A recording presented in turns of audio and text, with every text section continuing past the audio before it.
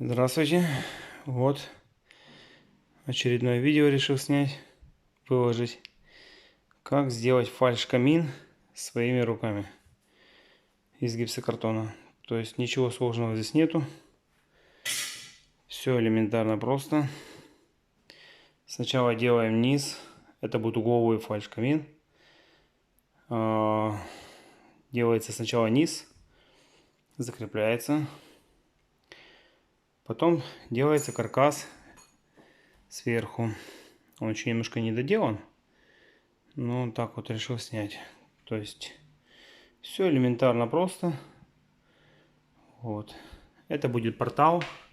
Сюда потом будет вставленный сам камин электром. Вот.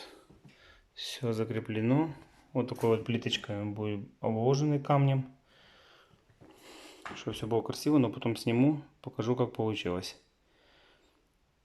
Кому интересно, пишите в комментариях. Подписывайтесь, ставьте лайки. Здесь будет вот отверстие под дрова. Ну, понятно, это декоративные будут дрова. Здесь все же зашьется гипсокартоном. То есть сначала зашиваем низ, потом бока, ну, вверх. В общем, потом сниму, сверху будет декоративная мебельная плита. Вот. В общем, так буду поэтапно снимать. Стараюсь снимать короткие видео, чтобы долго не смотреть. Потому что так как сам смотрел в YouTube, слишком долгие видео, ну, немножко уматывает.